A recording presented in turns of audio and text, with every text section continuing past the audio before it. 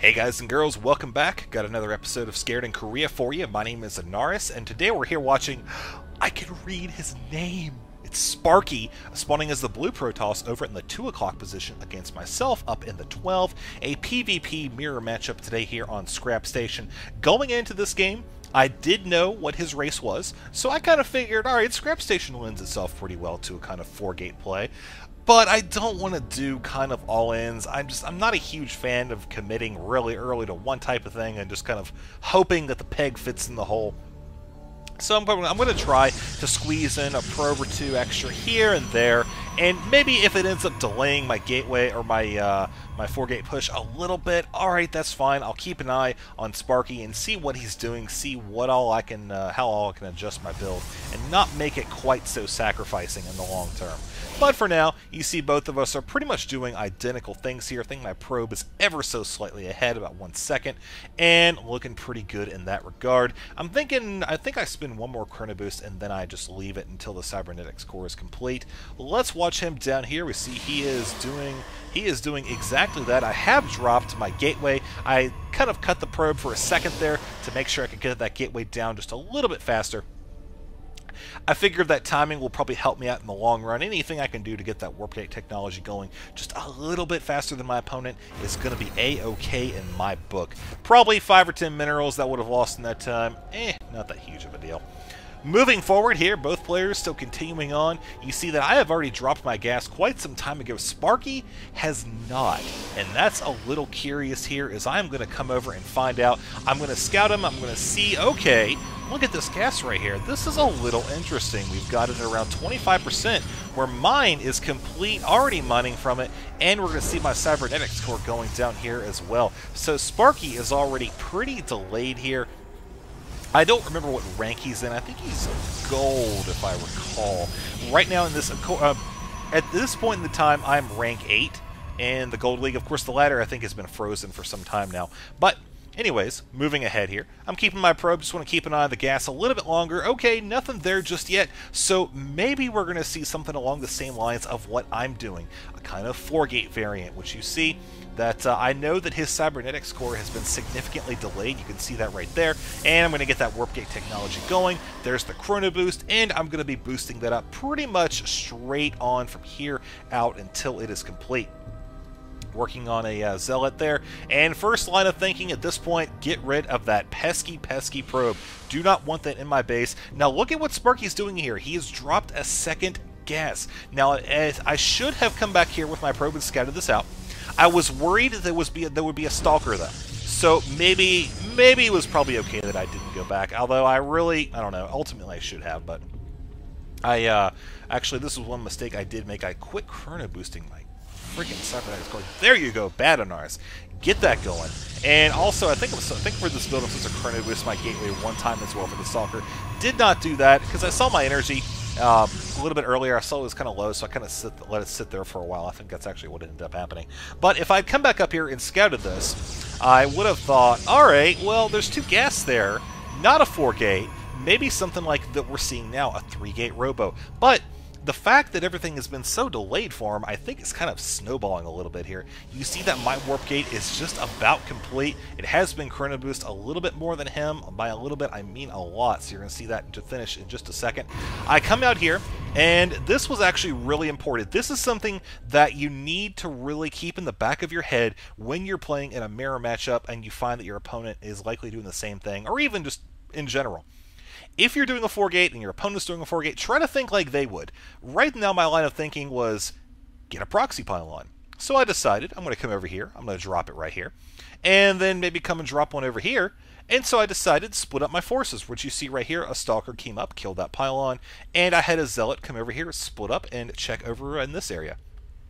So, having learned my lesson from this guy, I thought, okay, well, if he knows that I'm doing a 4-gate, he's probably going to check here as well. So I should put mine a little bit farther away, back down here, just out of visual range of where likely he would be sending his probe to check this spot. And then I'm going to send my probe over here and place a pylon right here, because it's out of visual range of a probe that would be coming down and checking along this path right here. So here I am actually just checking around, seeing if there's any expansion or any units hanging around nearby.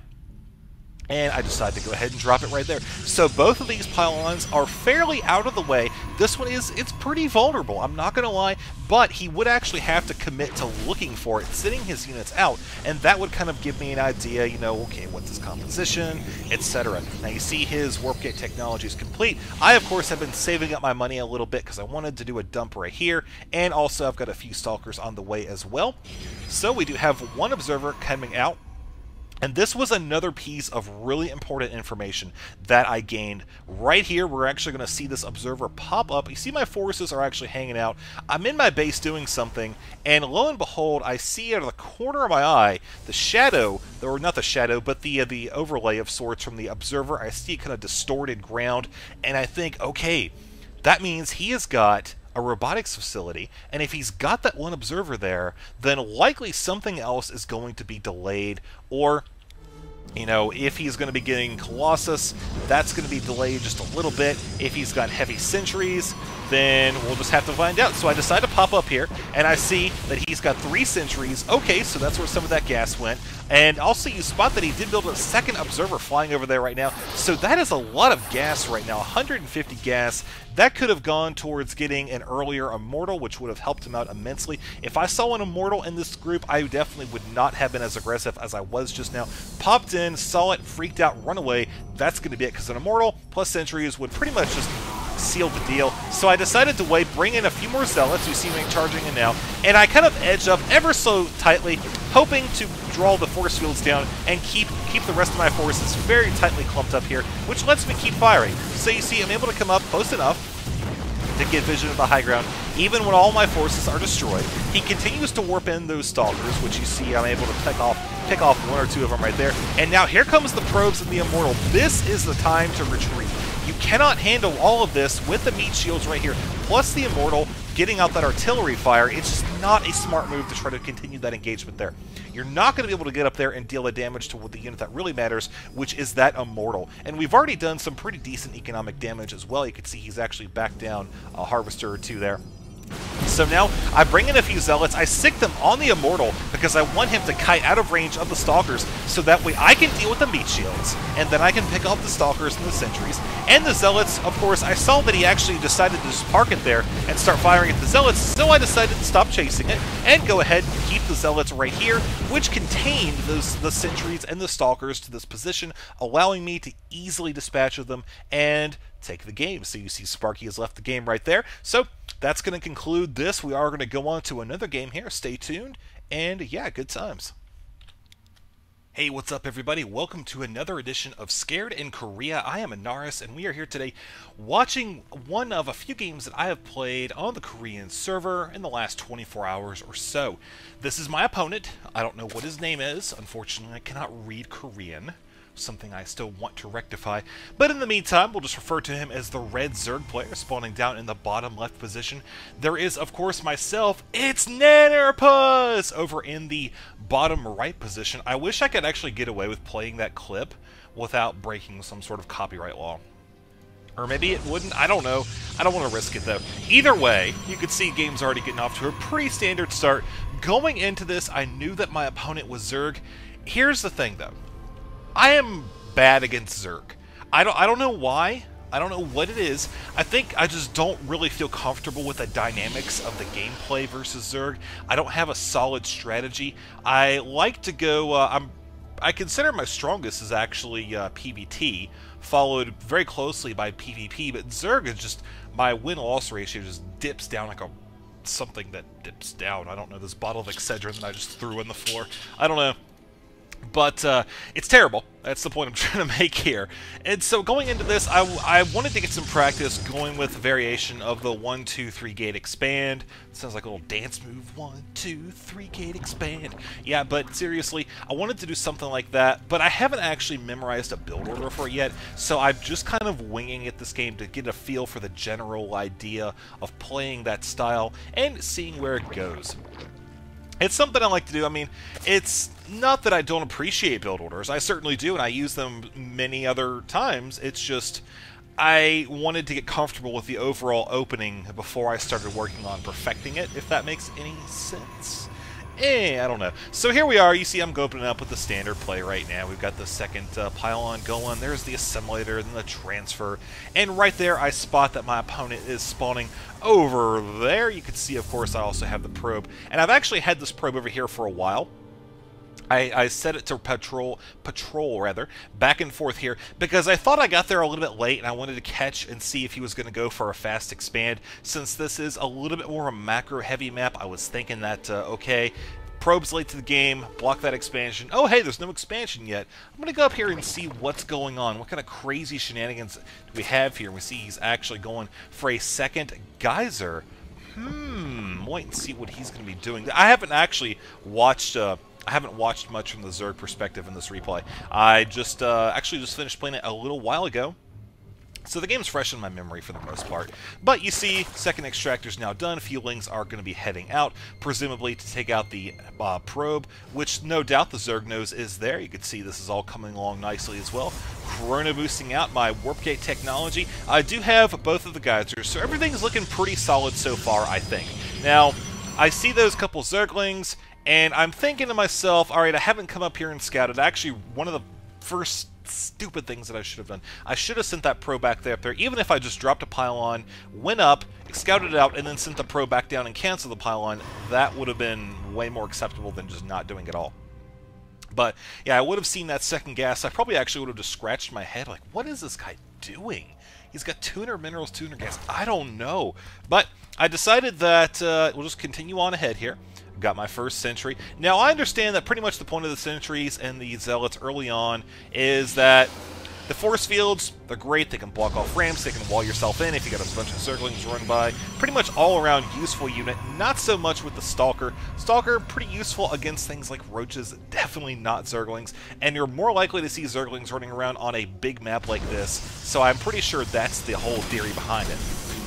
Now, you can see I was actually supply blocked for a little bit there. Bad move on my part, but still 26 to 37 right now, so sitting pretty good, pretty good. There's the Baneling nest going down. So we finally see what some of that gas is going to be coming in for, as all of those Zerglings are hanging out right here.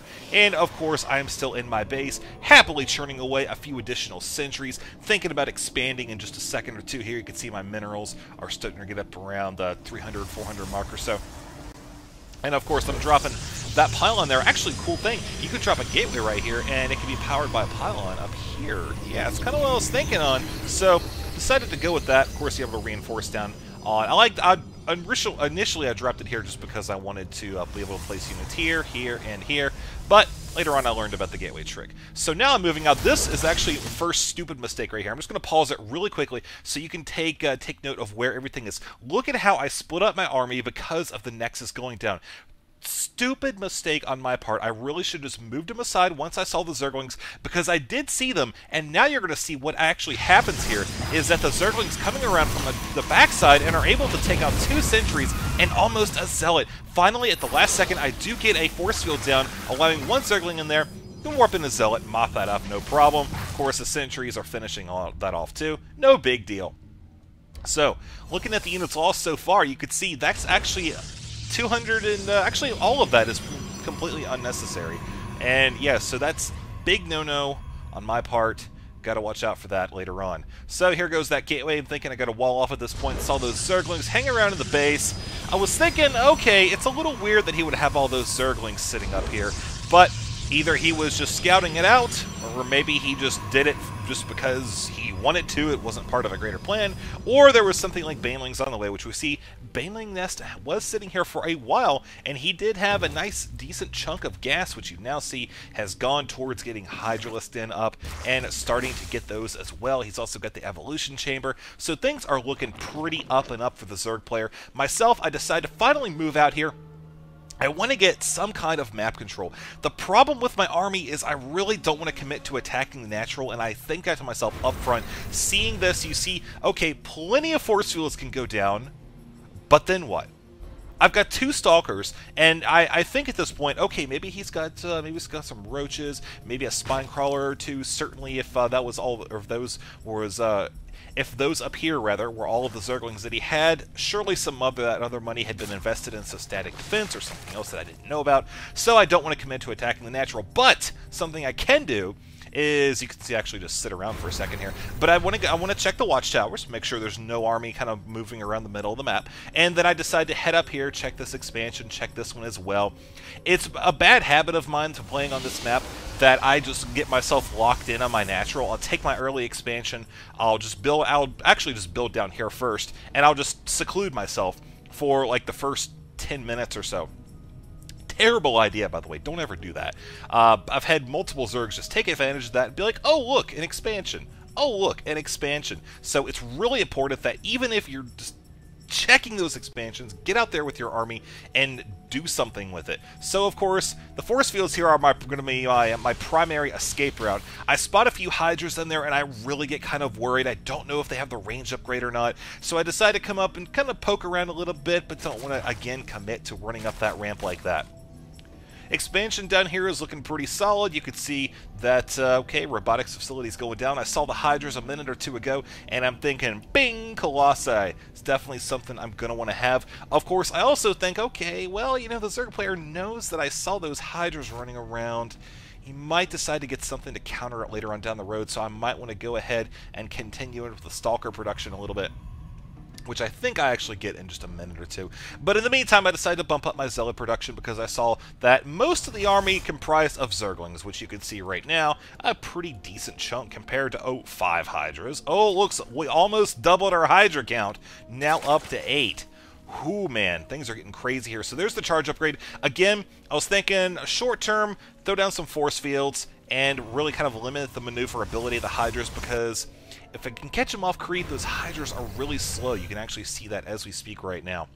So there comes the Scouting Overlord, just going to probably pop in, see what's going on. Don't know if he actually does or not. No, he does not. And of course, here's the Mighty Ling army deciding to come over here. This was actually a really bad move, and you see that I threw down a bunch of force fields here that any other game I probably wouldn't have used them quite so liberally, but when you look at my sentry count here, I dumped a lot of gas into them, and so they're just kind of sitting around. I still have about 4 or 5 sentries with full energy, so I figured it's a great show of force. It's a psychology tactic. He's going to see all those force fields, and he's going to think one of two things. Oh, crap, he's got plenty of army to back that up. I'm going to retreat, or I'm going to go ahead and try to push it, thinking those were kind of a bluff, and then I knew I could catch him at that point because charge was done. I had plenty more energy for force fields, and with this Hydras off the creep, easy pickings with that chargelet and force field combination. So there's the Zerg expanding up there at the top. I am doing the same, actually, pretty much right on key with each other. I think actually I'm about 5 seconds ahead. Here comes the first Colossi on the way, and that extended thermal lance upgrade as well. Another thing that I do not do, I'm smacking myself for, I should have had a forge, or 2 even, down about 5 minutes ago. I'd say 1 about 5 minutes ago, maybe a second one later on, if I had dedicated this expansion to only doing a couple gateways. Yeah, so there we go. Now I decided to double forge, realizing that this expansion, it's likely that it's going to be safe, so I'm going to go ahead and commit the gas from that to getting some upgrades really quickly, because again, I saw the last engagement, I saw that the Zerg had 1 weapons, and so I wanted to kind of catch up. And so there's the Colossus there, down. Second one is on the way, and also a Templar Archives. I just want to make sure that I've got something going into the next engagement that will be able to handle all of those light units without being vulnerable to things like a Corruptor, which you can see I do have a Spire right here. Another thing that I made, big mistake, was I did not focus on scouting. I did not make any observers. Stupid move, which is actually funny, because 99% of the games I do make observers. I think what it was is I was just so off. I was focusing on, I don't know. I don't know how to describe it, but I wasn't playing properly is the end result here. And so I let some things slide that I shouldn't have, which I've already pointed out. And of course, this expansion, moving back to the game, looking pretty good. Up here, we do have a drone transfer heading up. Looking at the income, you can see that I'm ahead 56 to 43 on the harvesters right now. Again, thank you, Chrono Boost, as he's kind of whittled back and forth, dedicating larva to drones and then dedicating them a lot to an army. But look at this, man. He has got so many larvae just sitting around here doing absolutely nothing. Same down here. Whoa, that's not larvae, those are drones. But yeah, army size, you can see 131 to 161. So I think I'm in a pretty good spot right now. You know, I think I have, yeah, I got a couple High Templar just coming in here. I decided to warp them in early, let some energy build up, so I've got the Psystorm about 80% complete, 90% there. And here we go now. Zerg, I spot him right here, moving in, and this is where the big battle is going to take place. And coincidentally, I'm actually going to pause right here. And actually, no, let's go ahead a little bit farther here. First of all, I should have had some force fields laying down a little bit late there. And here comes actually one of the monumental mistakes that I make this game that I really feel just cost it for me right there. You see, I've got these High Templar right now. What are they doing? They're doing absolutely nothing. And now I bring in a bunch of Stalkers. Look at this. I throw away so much Psystorm right there. Stupid Storm was more like it. And I keep warping in these Stalkers. And it's funny because at this point I realize, well, if he's going to press, most likely he's going to try to take advantage of speed. So we're not likely going to see more Hydras or more Roaches. Probably going to see more Zerglings. But I panicked and I made a bunch of Stalkers instead. So you're going to see a bunch of Zerglings pop up here as the next minute or so passes, and they are just going to wreck me. Of course, there we go now, down to one Stalker. Again, another big problem, I did not have the Blink upgrade. I should have just been dumping tons of money into it. Look at my money right now. Another monumental mistake this game that I made. Look at this. I've got these 3 gateways, completely forgot to turn them into warp gates, because, again, they morphed in around the time that attack started happening. I think a little bit, 1 or 2 seconds before that. So I shifted my focus and just quit paying attention to that. So now I bring in yet more Stalkers. You can see I now have 1-in-1 upgrade finally. I'm not even upgrading at this point because I'm just like, you know what? I'm so mad at myself. I'm so frustrated. Like, not quite Smash keyboard frustrated. I don't do that, but I'm just so mad at myself for making those 2 huge mistakes. I have all this money built up that if I had those gateways turned into warp gates, as well as these, which were turned into warp gates, I feel like a combination of those and some Zealots and not throwing away my High Templar, I could have taken this game without that much difficulty, because this expansion would have never dropped. This one would have never been vulnerable, which you see obviously it is. I can't compete with the army that is coming up here right now. You can see 69 to 116. My army is just trash compared to him. And look at this. There's again where that Blink upgrade would come in handy. You see he still just has the 1 armor upgrade, and I just leave because I'm so freaking mad at myself. Urgh. But that's why I'm playing this, is because I really need to get more comfortable with this matchup. You know, it's one thing to cast it and to understand, okay, you need to go from point A to B to C, you need to react to this and that. It's another thing to actually do it, and that's kind of the point of why I'm trying to go through and play here. So, I hope you guys are able to take some valuable information away from this game. I realize there's probably going to be 1 or 2 comments like, oh my god, you suck, but you know what? Hey, that's okay, because the point of this is to help the people that need it. So, cool stuff there. I also have a couple other games to be casting here in probably 30 minutes or so, so I'll try to get those up as soon as possible as well. Thank you guys for watching. Hope you got something out of it, and we're going to continue on with more Scared in Korea.